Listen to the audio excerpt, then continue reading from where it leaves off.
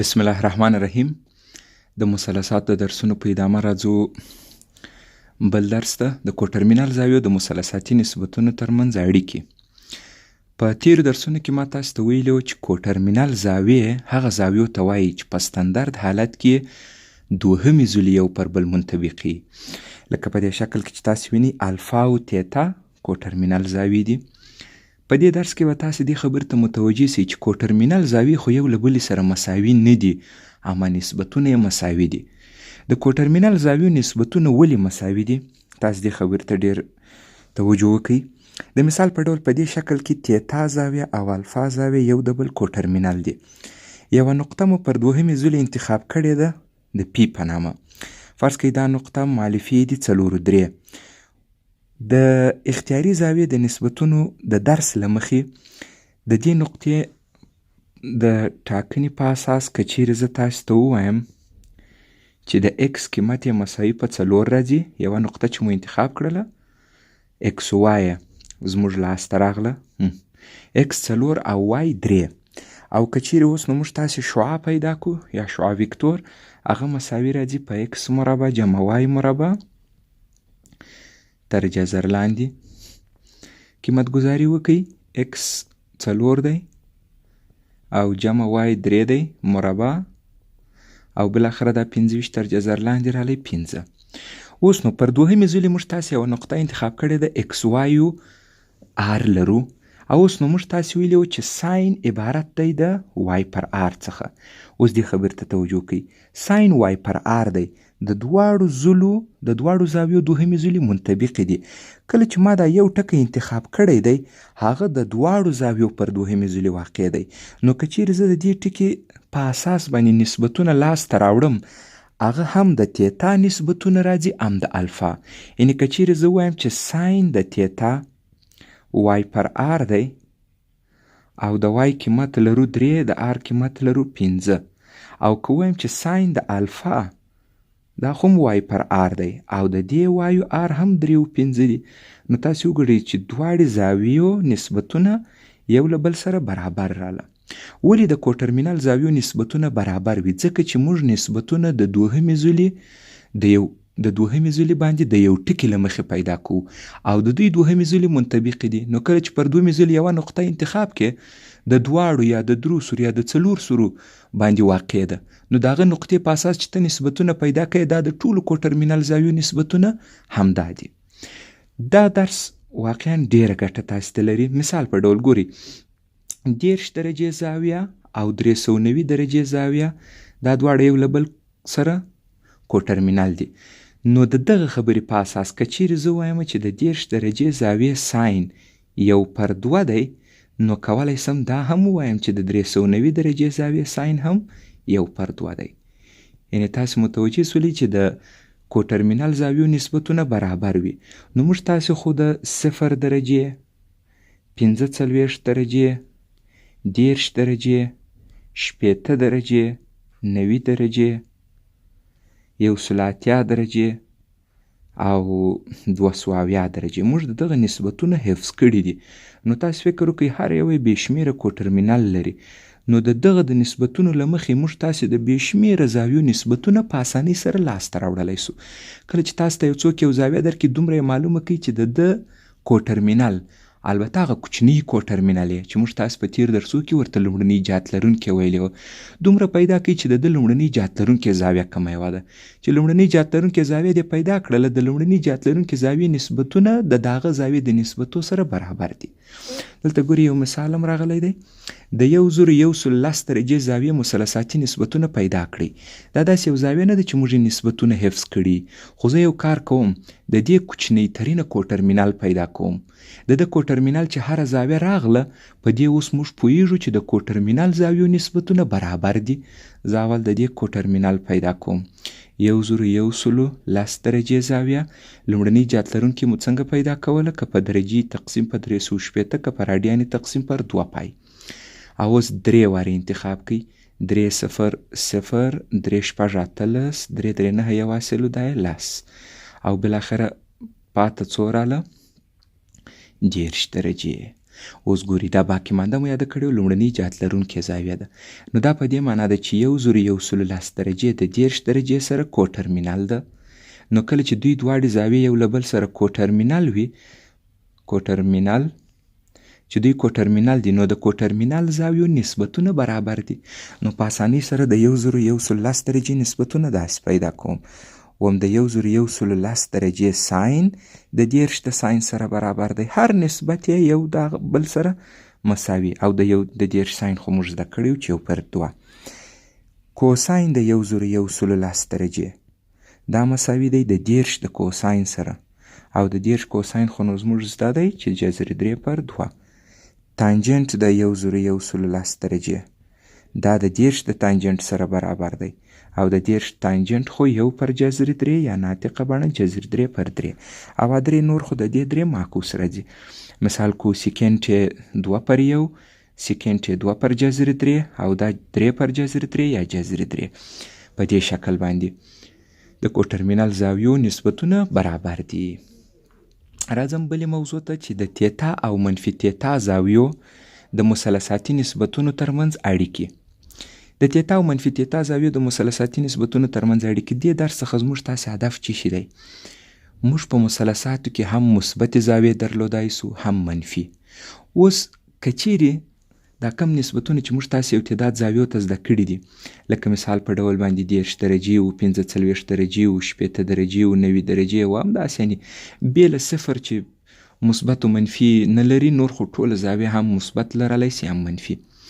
نو که چیرې زما د دغه مثبتو زاویو والا نسبتونه زده یي، آیا د دې مثبتو نسبتونو ترمنځ او د منفیانو ترمنځ کوم ارتباط وجود لري که نه؟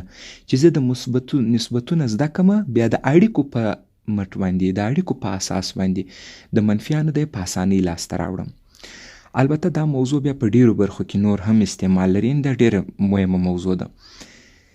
تیتا او منفي تیتا ته کولی سو ووایو چې دا متضادې زاویې دي، یعنې معنا دا داسې زاویې دي چې د پراخوالي په حساب یو له بل سره برابر دي، خو یوازې د دوی د دورانونو لوری فرق لري. یعنی تیتا د ساعت د ستنې خلاف دوران کړی دی، او منفي تیتا مطابق دوران کړی دی. که زما د تیتا نسبتونه زده د منفي تیتا د څنګه لاسته راوړم د تیتا د نسبتونو له مخې؟ نو په دې برخه کې ما تاسو ته اړیکې ویلي دي، دا به تاسې زده کوئ. دلته مې درته راوستلی ساین منفي تیتا، یعنی د منفي زاویې ساین منفي ساین تیتا. د دې معنا دا ده، یعنی که چیرې موږ تاسې یو زاویه ولرو منفي، د منفي زاویې ساین د مثبتې زاویې د ساین سره د علامې توپیر لري. یعنی معنا دا ده که چیرې ساین تیتا فرض کړئ د مثال په ډول 0.2 وي، نو ساین منفي تیتا به څو وي؟ منفي 0.2. که چیرې ساین تیتا مساوي په فرض کړئ منفي 0.1 وي، نو ساین منفي تیتا به څو وي؟ مثبت 0.1. یعنی معنا د مثبت تیتا ساین چې هر عدد وي، د منفي تیتا د همغه عدد دی یوازې د علامې خلاف. یعنی که ساین تیتا مثبت عدد و، ساین منفي تیتا هغه عدد خو منفي. که ساین منفي تیتا منفي عدد و، ساین منفي تیتا هغه عدد خو مثبت. یعنی د تیتا او د منفي تیتا د ساین په نسبتو کې د علامې توپیر دی. اوس تاسې د 10 ساین زده د 1/2، د منفي 10 د څو رالی؟ منفي 1/2. ستاسې د 200 ساین زده دی منفي 1، نو د منفي 200 ساین څو دی؟ مثبت 1. عدد یې مه تغییروه، یوازې علامه تغییر که. آیا دا د نسبتونو کې د علامې تغییر په ټولو نسبتو کې دی که یوازې په ساین کې دا خبره ده؟ دا موضوع په 4 نسبتونو کې ده، چې هغه یو ساین دی، یو تانجنت دی، یو کوسیکنت دی، او یو کوتانجنت دی. یعنی دغه 4 نسبتونه په مثبتو او منفي زاویو کې یوازې د علامې تغییر لري. پاته 2 نسبتونه نور چې عبارت له کوساین او سیکنت څخه دي، پاته دا 2 نسبتونه نور چې کوساین او سیکنت دي، دوی بیا حتی د علامې تغییر هم نه لري. یعنی د مثبتې زاویې چې هر عدد و، د منفي زاویې همغه عدد دی. مثال د 10 کوساین جذر 3/2 دی، د منفي 10 کوساین هم جذر 3/2 دی. د 80 کوساین 1/2 دی، د منفي 80 کوساین هم 1/2 دی. مثال د 45 سیکنډ جذر 2 دی، د منفي 45 سیکنډ هم جذر 2 دی. یعنی معنا دا ده چې زاویه یوازې پراخوالی مهم دی. ساین نه درته یادوم، کوساین د تیتا او منفي تیتا د دوی دواړو نسبتونه کوساین او سیکنډ مطلق مساوي دي، چې مثبت هر څو منفي فکس همغه عدد دی. نو دا دی موږ تاسې د تیتا او منفي تیتا 6 سره نسبتونه ولیدل.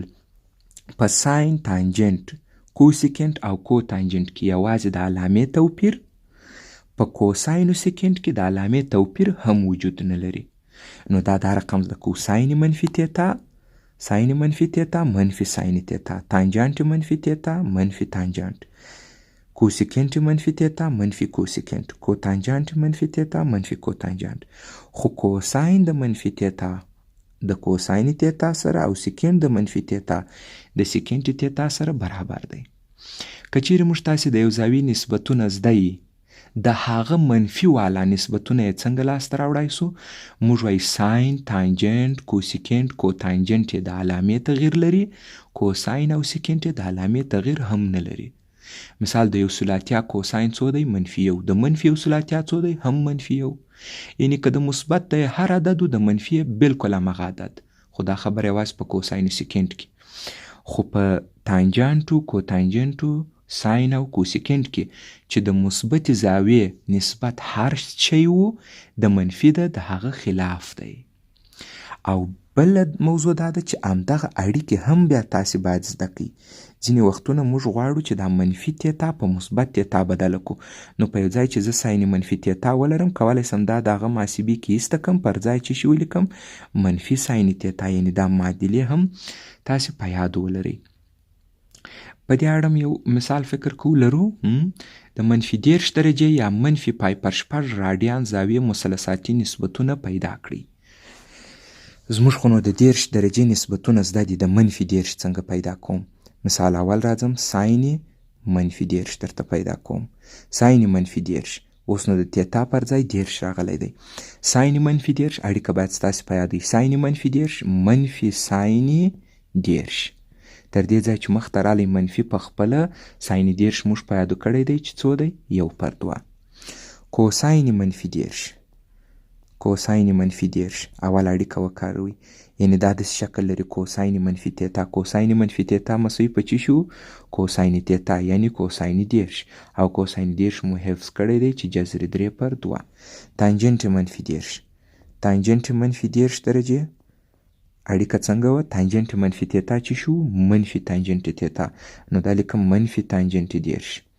او د 10 تانجنت څو دی؟ 1/3 غیر ناطقه بڼه یا ناطقه بڼه جذر 3/3. او دا منفي د کومه سوه؟ دا مې دغه منفي درته خپل په حالت پرېښودل. او 3 نور خو د دوی معکوس راځي. مثال کوسیکنت منفي 10 دا څنګه پیدا کړمه؟ دلته وګورئ ساین منفي 10 څو دی؟ منفي 1/2. دا یوازې معکوس کړئ، منفي 2/1 منفي 2. او سیکنت منفي 10 د منفي 10 کوساین څو راغلی دی؟ جذر 3/2. دا به یوازې سرچپه کوي.